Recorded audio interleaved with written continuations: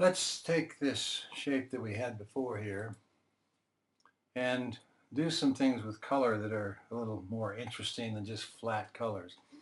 Remember, we got the layers, the back is white, the post, the rectangle, and the circle. Now, this tool right here is called the Gradient tool, and it has powers to do airbrushing. And the way we get that done is if I click on that tool and select it, I have then things that I can do to maneuver two or more colors. Now, for one thing, I'm going to select that layer, the circle layer, and it's now selected. Or I can take my magic wand tool, this thing that looks like a magic wand, and if I click on that, you see how it brings the marching ants back? That means that particular space now is going to be worked. I want to make that look like a blue shiny ball, not just a flat blue disc. So I go to my gradient tool and I click on it twice. Click, click. Well, sure, I click on it twice and it clicks open. You see what's going on here is I've selected tool up here in the corner. You see that gray and green? It's taken those two colors that are here and have made them into the two colors, to change. I'm going to click on that bar twice. And it was up there in the upper left-hand corner, and it opened up my Gradient 80 editor. And here's the brown, and here's the green. What I want that color to be, this color. Now notice these little lines here are indicating the color is there, and these are paint buckets down in here. If I click on that paint bucket, click, click, I get that orange or brown. I want that to be a light blue. So I'm going to select over here a light blue. Maybe not quite that light. Remember, I move my slider bars up here into the blues, and I select that, and I get a light blue here in my bar. And that color is not reflected yet over here, but it's in my bar. Now, over here, I'm going to come to this other paint bucket, click, click, and that one I want it to be a really dark blue, sort of a navy blue. And so I click that, and there it is. It's dark blue and light blue, except I want a little lighter blue. So I'm going to make it with the Option key held down with my left hand. I'm going to click on this paint bucket, and it makes a copy. Now, unfortunately, that's green, what was there before, but I'll change that. Actually, I'm going to take this blue bucket, move it there, and take this green bucket. You can slide them around. Click, click. I want that not to be blue or green. I want it to be a very light blue, almost a white blue, like that. So now I get a white blue, and very close is the next color change, the medium blue, and then the dark blue is way down here. I could add more colors here to go from light to not so light to medium to not so medium, yada yada. It depends on how many you want to do that. But that's going to be my gradient color. Now, when I come here with my gradient tool, well, I have to okay that. There's that brown and green still there. That should be the one I'm doing. But I'm going to okay that and take this color. See here up in the upper left corner, there is my color I set up in that bar. Now take my gradient color, and up here in the upper right, upper left-hand corner again, there's some glyphs up in here. This is for straight gradient. This is linear. This is for radial gradient. I'm going to click that radial and bring it here. Now, remember I've got my tool in hand here, or selected, and I'm going to click right up here in what would be the hot spot if light was shining on it. Click and drag that line to the edge of the circle. And bingo, it puts it in there as the hot spot or very light blue, changing into the medium blues, changing into the darker blues. Now, you can drag that different lengths and different things will happen. There's a really tiny hot spot and a lot of blue. Here's, I'm even going out of the blue, and so it's mostly the light blue. So you can play that back and forth as you feel necessary. The more experience you get with this, the better you're going to be at it. If you want to change that, go back up here and click on the gradient colors and say, I want that blue's okay there.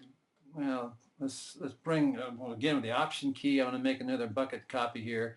Click on that and say, I want that not white, but a little lighter blue. And okay that. Now I've got the blue is going from the one to the other. Maybe that light blue should be a little bit darker there. And okay that. And then I've got 4 colors there. Okay that bucket and try it again here and see what I'm getting. That's a little too much. Let's back off on the there. All right, now you can play with this as you need to. You'll get more experience at it as you go along, but that's giving you now 3-dimension in that field there. I can say, all right, now I'm going to go to my layer rectangle, and Command D, I'm going to take off the marching ants around the blue circle, or now it's a sort of a shiny beach ball. And then I'm going to go to the rectangle, and I'm going to select that with my Magic Wand tool, and there's the rectangle going. And I'm going to say, all right, now I want that rectangle to start here in this orange where the brown is. You see this eyedropper? If I click on that and go there and click on that color appears here in my foreground. And I can say, okay, I want my green to be the same color. Why the same? Well, there I can go there and say I want it darker. See, I went from here to here, and now I have a dark brownish orange. I'm going to switch this back so that's the foreground color.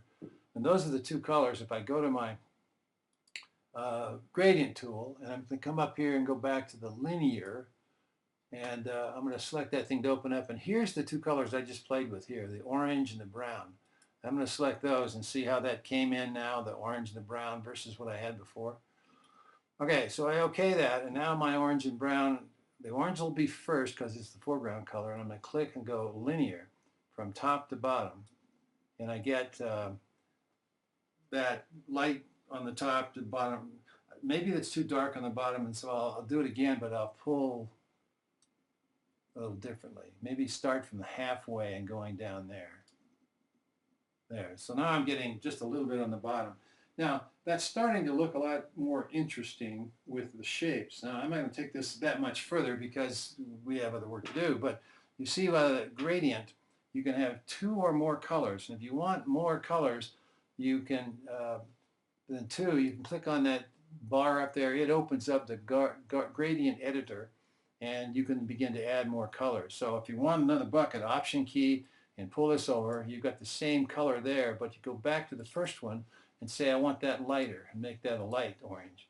And then you can take that bucket here and with the Option key, oops, I gotta make sure I make a copy there. And it's the same color, and I click on that and say let's get it a little darker. And so now I've got more of a range from light to medium to dark to very dark.